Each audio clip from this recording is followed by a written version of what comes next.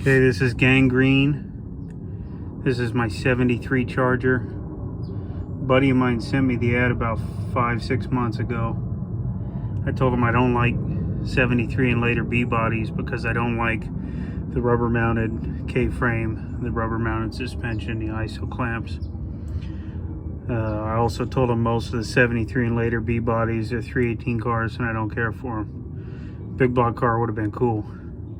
Anyhow, he reads the ad, calls me back. He says, no, it's a 400 big block car.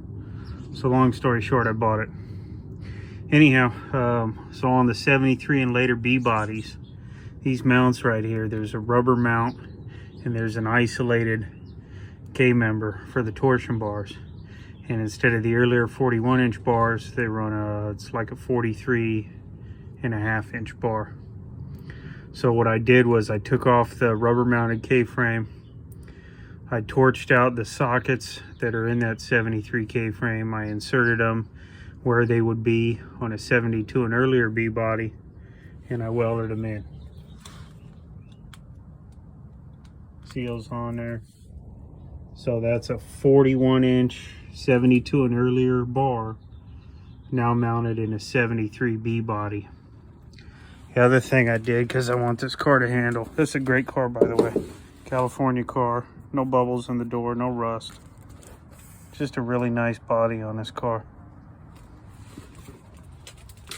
So I did all the polyurethane on the sway bar. I'll show you on the other side. Pulled all the K-frame already,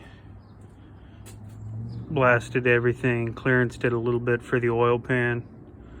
It's got a new Borgeson box, all new steering, new everything. So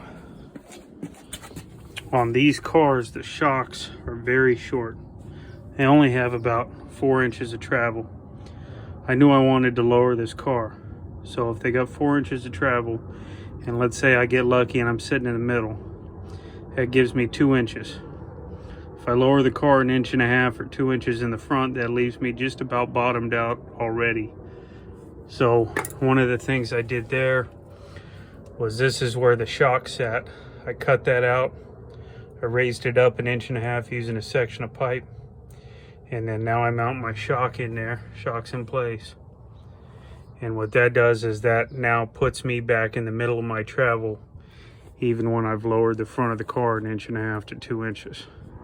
And even with the stud sticking up there, clears the arm no problem. So that'll leave me with some shock travel and actually make this thing work. And with all the poly stuff, I should be tightened up on the front end. And then my next move will be to custom build a rear end, and I'll put in 72 leaf springs and convert that back to the 72 and earlier rear suspension.